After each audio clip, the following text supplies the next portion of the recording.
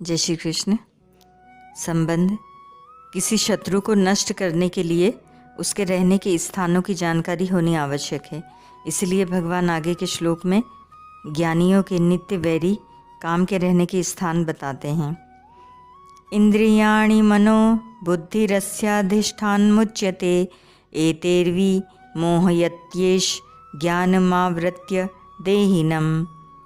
तीसरे अध्याय का 40वां श्लोक। व्याख्या।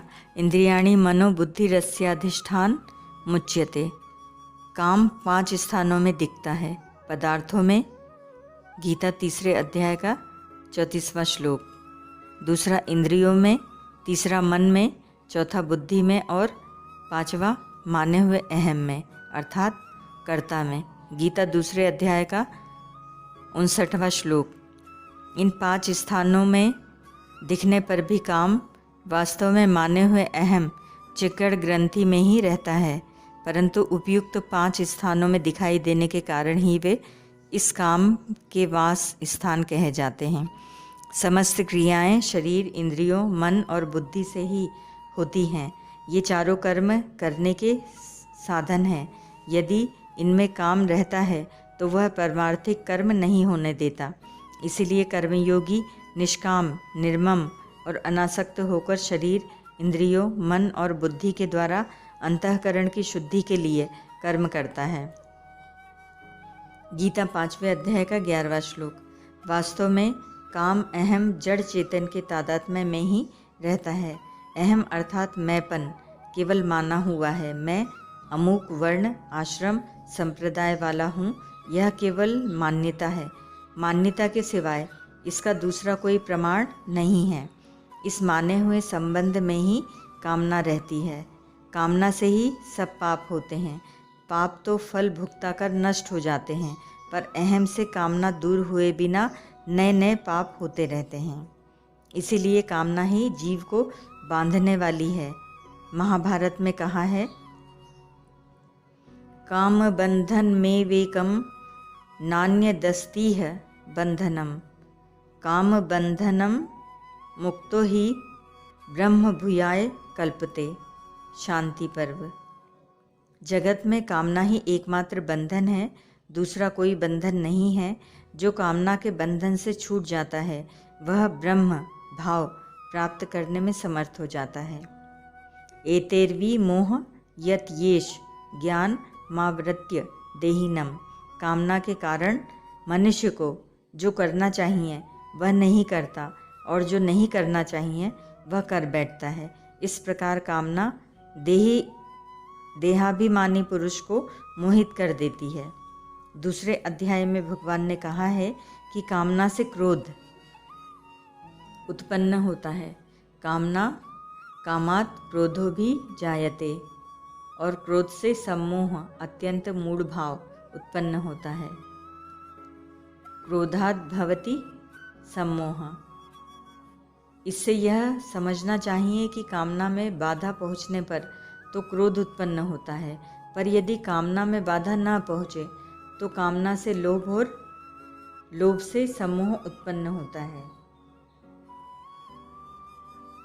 तात्पर्य यह है कि कामना से पदार्थ न मिले तो क्रोध उत्पन्न होता है और पदार्थ मिले तो लोभ उत्पन्न होता है। इनसे फिर मोह उत्पन्न होता है। कामना रजोगुण का कार्य है और मोह तमोगुण का कार्य।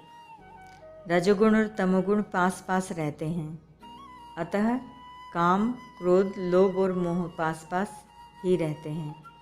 काम इंद्रियों, मन और बुद्धि के द्वारा देहाभिमानी पुरुष को मोहित, बेहोश कर देता है। इस प्रकार काम रजोगुण का कार्य होते हुए भी तमोगुण का कार्य मोह हो जाता है। कामना उत्पन्न होने पर मनुष्य पहले इंद्रियों से भोग भोगने की कामना करता है। पहले तो भोग पदार्थ मिलते नहीं और मिल भी जाएं तो टिकते नहीं। इसीलिए उन्हें किसी तरह प्राप्त करने के लिए वह मन में तरह तरह की कामनाएं करता है। बुद्धि में उन्हें प्राप्त करने के लिए तरह तरह के उपाय सोचता है।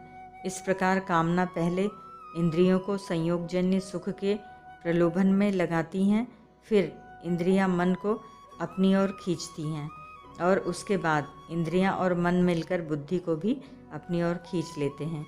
इस तरह काम देहाभिमानी के ज्ञान को ढक कर इंद्रियों, मन और बुद्धि के द्वारा उसे मोहित कर देता है तथा उसे पतन के गड्ढे में डाल देता है।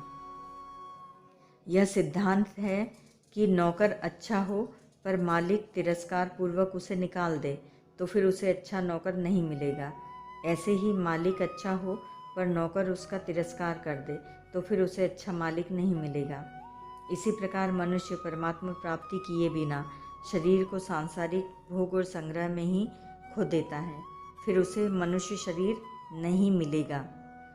अच्छी वस्तु का तिरस्कार होता है अंतःकरण अशुद्ध होने से, और अंतःकरण अशुद्ध होता है कामना से। इसीलिए सबसे पहले कामना का नाश करना चाहिए। देहिनम विमोहयति पदों का तात्पर्य यह है कि यह काम देहाभिमानी मनुष्य को ही मोहित करता है। शरीर को मैं और मेरा मानने वाला ही देहाभिमानी होता है। भगवान ने अपने उद्देश्य के आरंभ में ही देह, शरीर और देही, शरीरी आत्मा का विवेचन किया है। गीता दूसरे अध्याय के 11वें से 30वें श्लोक तक देह और देही दोनों अलग अलग हैं। यह सबका अनुभव है। यह काम ज्ञान को ढककर देहाभिमानी देह से अपना संबंध मानने वाले को बांधता है, देही शुद्ध स्वरूप को नहीं। जो देह के साथ अपना संबंध नहीं मानता उसे यह बांध नहीं सकता। देह को मैं, मेरा और मेरे लिए मानने से ही मनुष्य उत्पत्ति विनाशील जड़ वस्तुओं को महत्व देता है, जिससे उसमें जड़ता का राग उत्पन्न हो जाता है। राग उत्पन्न होने पर जड़ता से संबंध हो जाता है।